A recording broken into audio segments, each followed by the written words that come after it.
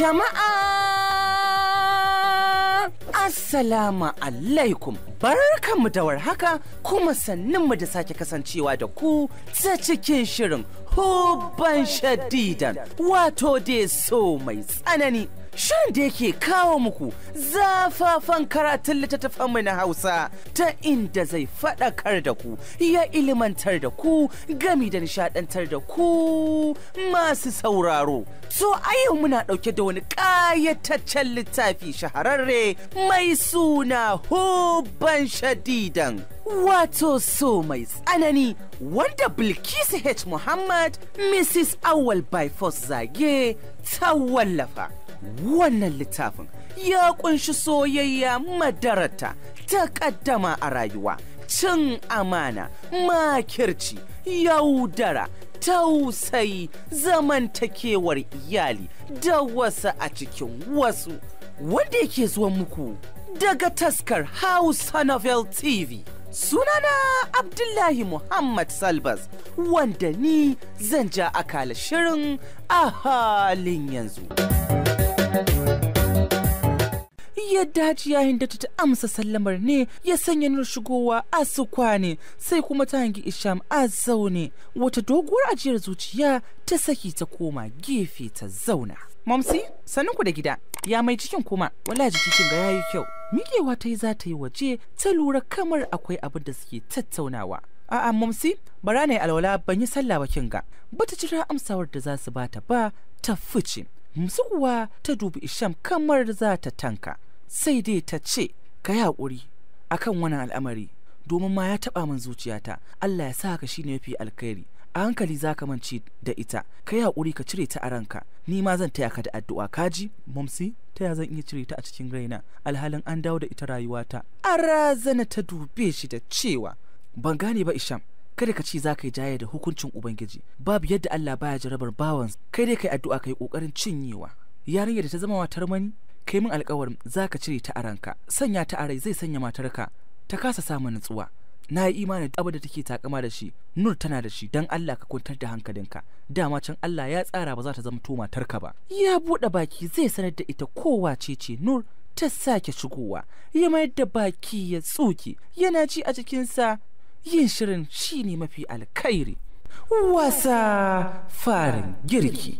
Bata tsinci komai a lakcar da aka yi musu bata yau. Tana zaune a aji, tunanin abbanta take yi. Shishshekar kukanta ne ya fargar da Hajara. Da sauri ta dafa ta, firgigi ta yi kamar wacce ta tashi a mafarki, ta yi murmushi cikin kuka. Ya aka yi Hajara? A'a, ake zan tambaya. Kuka na kina yi fa? Kuka kuma?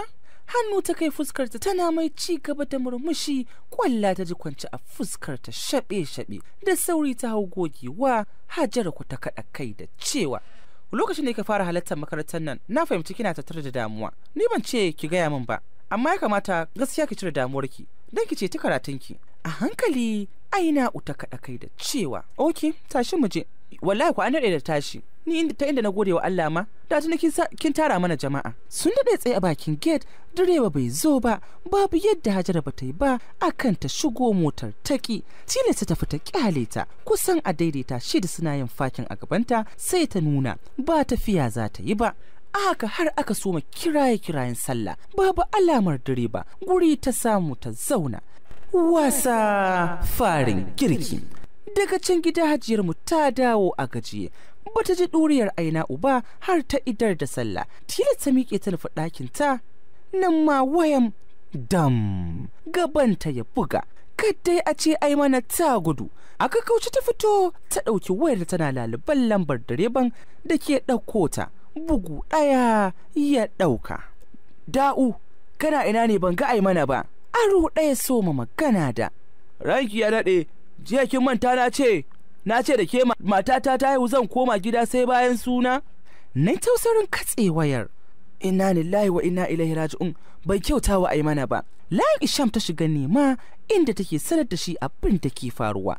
Daidai lokacin kuwa ya tsoma cokali cikin abinci zai kai baki. Nan yayi saurin cilli da cokalin ya kwa miƙe.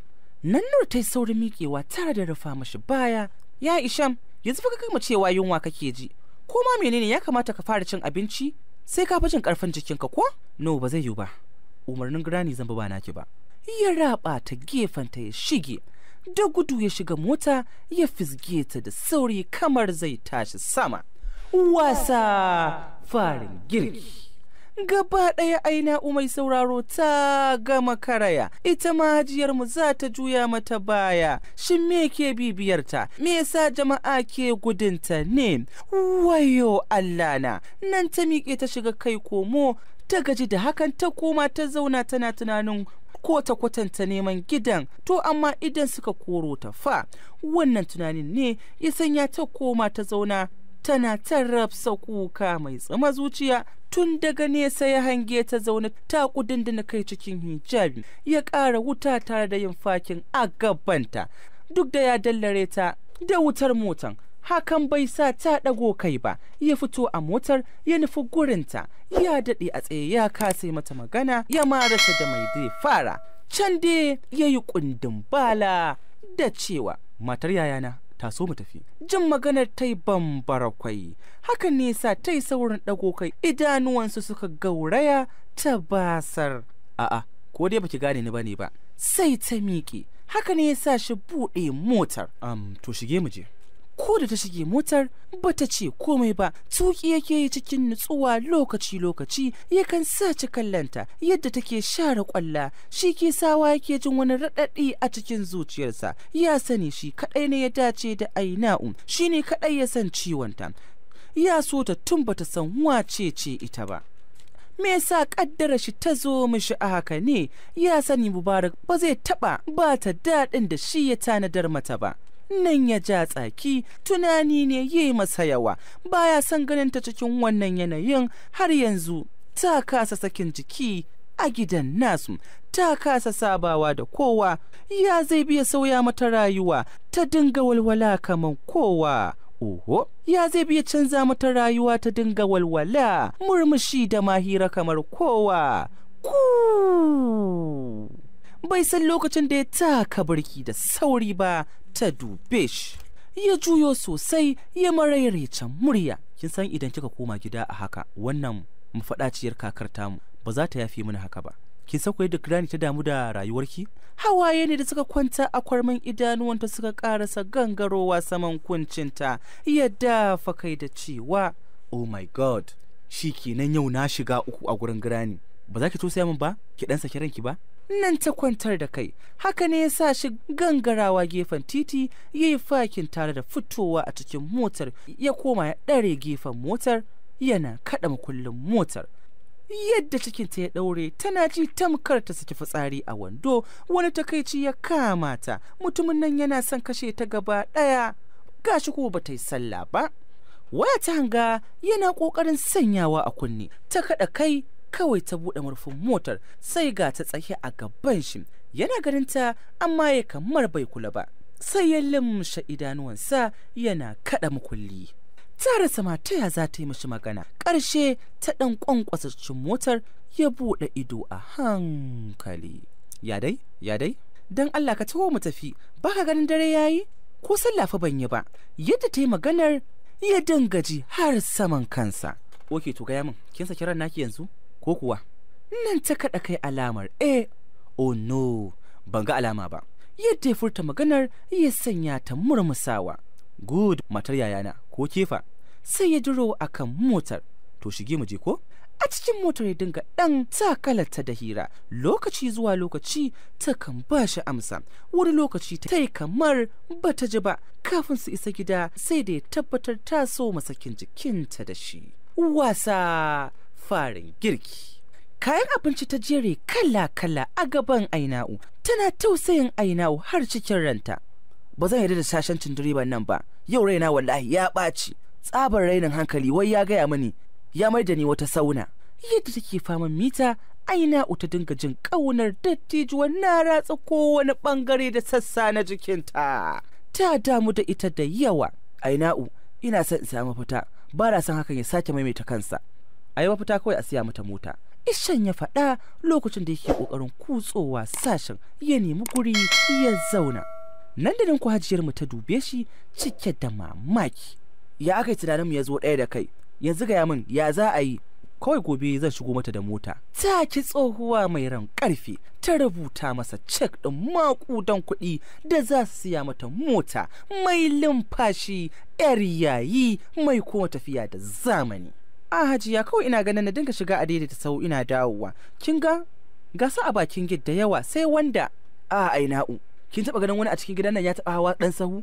Ba alfahari ba za a fara a kanki ba, rashin iya motar ki ne ya sanya tun farko ban siya miki ba, amma ga Isham zai kawo miki.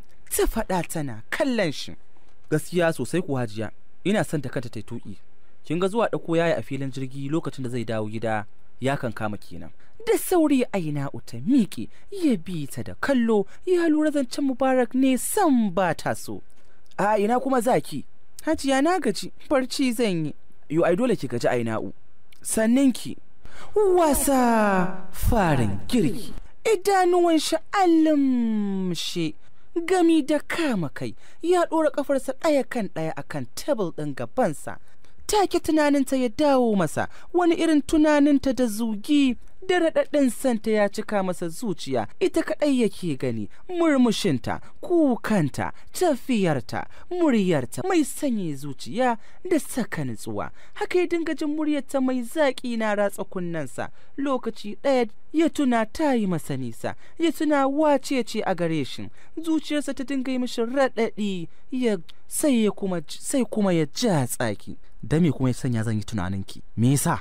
Nur ta daɗe tsaye a kansa, gaba ɗaya ta gama tsarguwa, ta sani Isham baya santa, darajar iyaye da tausayinta ne ke rike da ita. A hankali ta kalla hannu tare da shafa cikinta, a hankali ɗan tayin ɗan da ke cikinta ya hau zillun, wani azababban hawa ya cika mata ido. Aina'u ta shiga tausayawa, ita kenan wacce bata rasa komai ba, dangi, birni, wayewa, ilimi, gayu, tana fuskantar waɗannan matsalolin balantana ita da ba kowa ba. Daɗin daɗawa ta haɗu da namijin duniya Mubarak, wanda idan ya raina ƙuraka kallon ka in yayi sai ka kiɗime. Allah sarki Aina'u, abin da ta ce a ranta kenan. Shigowar Hajiya Zainabu ya katse musu tunanin da suke yi daga ita har shi. Kai ma kana son ka ce kana goyon bayanta? Kana son ka ce da amincewarka wannan 'yar ƙauyar dabbar za ta samu gindin zama a gidan nan kenan? A'a, mom san da shigowa. Ai da kin kira ni da zan zo. Kaga saurara mu ba nan ne ya kawo ni ba. Baka bani amsar tambayar da ne maka ba. Mom wallahi ban yi komai ba face umarnin girani da nake bi. Ina ganin hakan ba laifi bane ba ko? Kamar ya kenan. Ta yi magana a gajarce, wannan ya sanya ya tabbatar da ba za ta taɓa samun haɗin kansa ba. Shi kenan. A dalilin auren idan na rasa ɗana babu wanda zan yafi mawa. Fu, ta yi waje tana huci. Sannan a hankali Nur ta yi tattaki zuwa gabansa. Ya Isham, kada ka mance mahaifiyar Mubarak ce wacce kake ƙauna fiye da kanka, ka dinga tankwar harshenka don Allah. Wani irin kallo ya watsa mata, bata san ma lokacin da ta ɗan ja da baya ba. Har abada ina mutunta mutumin da ya mutunta na gaba da shi.